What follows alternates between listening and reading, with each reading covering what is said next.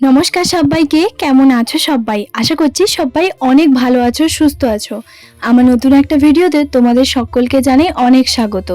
ঘুম থেকে উঠে সকালবেলা যা যা কাজ করেছি সেগুলো কোনো কিছুই ব্লগ শ্যুট করতে পারিনি। যাই হোক, এখন চান টান করে ফ্রেশ হয়ে চলে এসেছি আমার নতুন একটা ভিডিও নিয়ে। তো সকালবেলা আজকে আমি শ্যাম্পু করেছি। কালকে তো আর শ্যাম্পু করা হয়নি। 5:30 6টার সময় যেহেতু আমরা বাড়ি পৌঁছেছি, আর অত সন্ধেবেলা শ্যাম্পু করাটাও ঠিক নয়। তো সেই কারণে কি বলতো, শ্যাম্পু করিনি, আজকে সকালবেলা শ্যাম্পু করেছি। আর আজকে কিন্তু কালী পুজো। কালী পুজোতে সকালবেলা থেকে রাত পর্যন্ত কি করি না করি আজকের ব্লগে তোমাদের সঙ্গে সবটাই শেয়ার করব। আশা করছি ভীষণ ভালো লাগবে। আর ভিডিওটা তো শুরু করে দিয়েছো, তাহলে একটা লাইক করে দিতেও একদম ভুলবে না। জানি ভিডিওগুলো দিতে না অনেকটা দেরি হয়ে গেল, কিন্তু কি করব বলো, বাড়ি এসছি, সমস্ত কিছু কাজবাজ করে একটু সময় পাচ্ছি না। একে তো আমার শ্বশুরবাড়ির এখানে আমি থাকি, তো প্রচণ্ড পরিমাণে নেটওয়ার্কের প্রবলেম থাকে। হয়তো দুদিনে একটা ভিডিও আপলোড করছি, তো এরকমটাই হচ্ছে। তো যাই হোক, অনেক অনুষ্ঠান, অনেক কিছু, সমস্ত কিছু জায়গায় যেখানে গেছি, অনেক কিছু আছে, সেগুলো তোমাদের সঙ্গে সমস্তটাই শেয়ার করব আস্তে আস্তে এক এক করে। তোমরা আশা করছি ভিডিওগুলো দেখবে। তো চলো, এখন ভালো করে গামছা দিয়ে কি বলতো মাথাটাকে মুছে নিচ্ছি। আর ঘরের মধ্যে করলে কি বলতো চুলগুলো পড়ে, তো সেই কারণে আমি এখানেই করছি। আজকে রান্না বান্না আমাদেরকে কোনো কিছুই করতে হবে না, কারণ আমি আর তোমাদের দাদাভাই দুজনই খাবো না। আজকে সকালবেলা থেকে বার করেছি।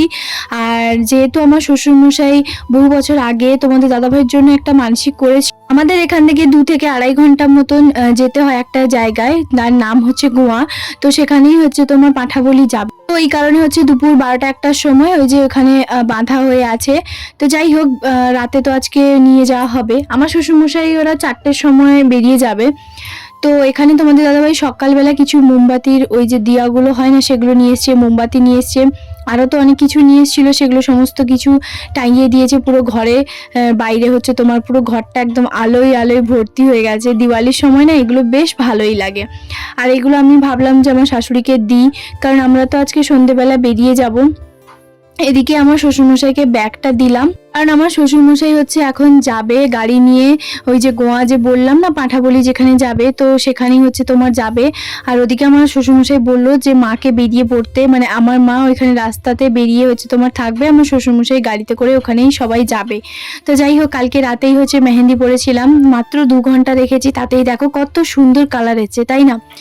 তো যাই হোক, এই যে দেখো এখানে শ্বশুরমশাই নিয়ে যাচ্ছে। আর যেহেতু কি বলতো ওইখানে একটাই তোমার বাঁধা ছিল, তো পুরো একদম পা গোটা কাদা করে দিয়েছে, তো ওকে ভালো করে স্নান টান করে এখন নিয়ে যাবে।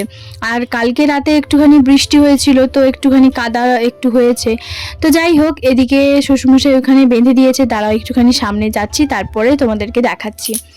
আর শ্বশুরমশাইকে জামা প্যান্টটা যেটা নিয়েছিলাম, শ্বশুরমশাইকে সেটা দিয়েছিলাম, সেটাই কিন্তু পরেছে। কেমন লাগছে জানিও, একদম ফিটিংস খুবই সুন্দর, কারণ তোমাদের দাদাভাই মেপে একদম খুব ভালোভাবে নিয়ে এসছে। যাই হোক, পরেছে উনি, বেশ ভালোই লাগলো। আর এদিকে তারপরে ওখানে বেঁধে দিয়েছে। আর তারপরে এই যে দেখো, সাথীকে বললো যে 1 বালতি জল নিয়ে আসতে। তো জল নিয়ে এখন ভালো করে পাটা একটুখানি ধুয়ে দিবে। এটা আমার শ্বশুরমশাই 3 বছর মানসিক করেছিল, যদিও বা আমার তখন বিয়ে হয়নি, তো বিয়ের আগে 1 বছর গেছিল পাঁঠাবলি, আর এবছর যাবে, আরো একটা বছর তোমার যাবে। তো যাই হোক, এই নিয়ে 3টে বছর তোমার পাঁঠাবলি যাবে। তো এখানে ভালো করে পাটা ধুয়ে দিচ্ছে। আর যেহেতু কি বলতো নতুন জামাটা পরেছে, তো একটুখানি কাদা জলও হয়ে যাচ্ছে। ঠাকুরের জন্য যে ডালা যাবে আর কিছু যে জিনিসগুলো যাবে, সেগুলো কিন্তু আমার শ্বশুরমশাই আগে থেকে গিয়ে কি বলতো গাড়িতে ওখানে রেখে দিয়ে এসছে, কারণ যখন নিয়ে যাবে তখন তো জুতো পরে যাওয়া যাবে না, তাই না? তো সেই কারণে খালি পায়ে আবার তোমার বাড়ি এসে এখন তোমার নিয়ে যাবে। তো ভালো করে তোমার জল দিয়ে ধুয়ে দিচ্ছিল। শ্বশুরমশাই একটুখানি আগে যাওয়ার কারণ কি বলতো, ওখানে না প্রচুর লোকের ভিড়, মানে এত লোক তোমার পাঁঠাবলি নিয়ে আসে। তো সেই কারণে কি বলতো একটুখানি আগে থেকে শ্বশুরমশাই যাবে। আর আমাদেরকে বললো তোমরা একটুখানি সন্ধে করেই বেরোবে, কোনো অসুবিধে নেই, ওই লাইনে সারা রাস্তা এখন মানে লোক থাকবে, কোনো অসুবিধে থাকবে না, কোনো ভয় থাকবে না। আর আমাকে সবসময় কল করবে, আমিও কল করব, তোমরা একটুখানি দেরি করেই তোমার বেরোবে। আর আমার শ্বশুরমশাই বেরিয়েছে 4টার সময়। তো যাই হোক, এরপরে আমরাও বেরোবো, কি কি পরবো না পরবো সেগুলো একটুখানি বের করে রাখছিলাম। যেহেতু সারা রাতের ব্যবধান, তো সেই কারণে কি বলতো আমি একটুখানি হালকা পাতলা একটা শাড়ি পরে নিয়েছি।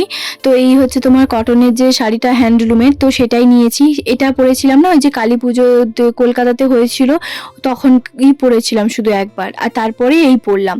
আর যেহেতু জবা ফুল আছে তাই ভাবলাম এই শাড়িটা পরি আর তার সঙ্গে হাকুপার যে লাল রঙের ব্লাউজটা সেটা পরি। আমি কিন্তু একদম রেডি হয়ে গেছি, সঙ্গে তোমাদের দাদা ভাই একদম রেডি। যাই হোক, দুজন মিলে একটুখানি বসছিলাম, ছবি তুলছিলাম। আর এরপরে ঘরের সমস্ত কিছু মোমবাতি, লাইট, প্রদীপ যা যা ছিল সমস্ত কিছু জ্বালাচ্ছি আমি আর আমার শাশুড়ি মা দুজন একসঙ্গে। কারণ হচ্ছে কি বলতো, আমরা যেহেতু একটু পরেই বেরোবো আর আমাদের সঙ্গে আরও একজন যাবে, মানে ওর হাজব্যান্ড ওয়াইফ আর ওনার মাও যাবে, মানে আমার যা সম্পর্কে হয়। তো তারাও 3জন যাবে, যেহেতু আমরা আগে থেকে বেরিয়ে পড়েছি তো তাদেরকে বেরোতে বলেছি, তো তারাও বেরোলে আমরা সবাই মিলে একসঙ্গে যাব। ওরা যাবে ওদের বাইকে, আমরা যাব আমাদের বাইকে। তো যাই হোক, এদিকে আমাদের ঠাকুর মন্দির কাছে চলে এসেছি। ওই যে কালকে একটুখানি বৃষ্টি হয়েছিল না, সেই কারণে একটুখানি কাদা কাদা হয়ে আছে। আর এটাই হচ্ছে আমাদের ঠাকুর মন্দির।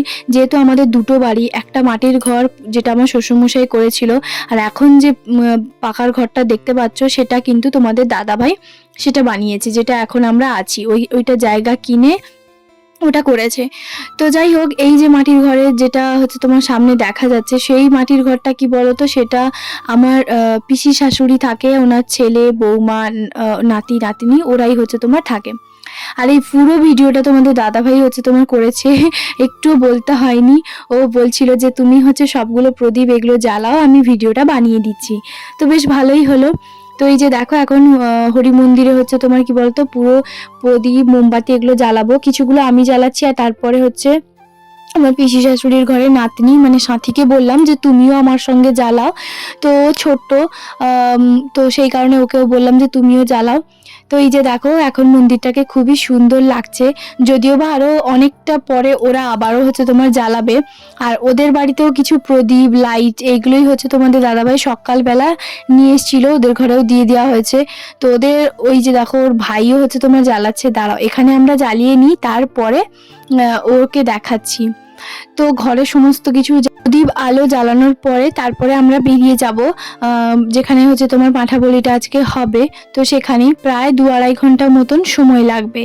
আর আত্মীয় বন্ধুরা আজকে সেরকম কেউ আসেনি, কালকে হয়তো অনেকেই আসবে, কারণ তোমাদের দাদাভাই সবাইকে হচ্ছে তোমার কল করে বলে দিয়েছে। যাই হোক, কে কে আসবে না আসবে সেটা তো তোমরা কালকের ব্লগে দেখতে পাবে। আর এখন এই যে দেখো, এই যে ওর ছোট ভাই, ও হচ্ছে চিকু, তো ও এখন কি বলতো পুরো চারদিকে মোমবাতিগুলো জ্বালাচ্ছে। এইগুলো কিছুগুলো সকালবেলা তোমাদের দাদাভাই দিয়েছিল। আর এরপরে আমরা বেরিয়ে যাব। চলো, দীপাবলিতে আমাদের ঘরটা কেমন লাগছে তোমাদেরকে একটুখানি খুব ভালো করে ঘুরে দেখাই। তো এই যে দেখো, এটা হচ্ছে আমাদের স্বপ্নের অনেক কষ্টের ঘর।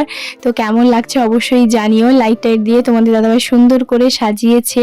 আরও হয়তো কিছু লাইট দিতে পারতো, তবে কি বলতো, যেহেতু আমরা বাড়িতে থাকবো না, তো এই জন্য কয়েকটা লাইট এইভাবে হচ্ছে তোমার টাঙিয়ে দিয়েছে। তো এই যে দেখো, খুব সুন্দরভাবে হচ্ছে সব কিছু ঘরের লাইটগুলো অন করে দিয়েছি। কেমন লাগছে অবশ্যই জানিও। আস্তে আস্তে ইচ্ছে তো আছে অনেক কিছু করার, আসলে যেহেতু বাড়িতে থাকি না তাই একসঙ্গে সবটা হয়ে ওঠে না। আর এরপরে যাচ্ছি ঘরের ওপরে, মানে ছাদে। তো সেখানেও কয়েকটা মানে মোমবাতি, প্রদীপ এগুলো তো দেওয়া আছে, সেগুলো হচ্ছে তোমার জ্বালাবো।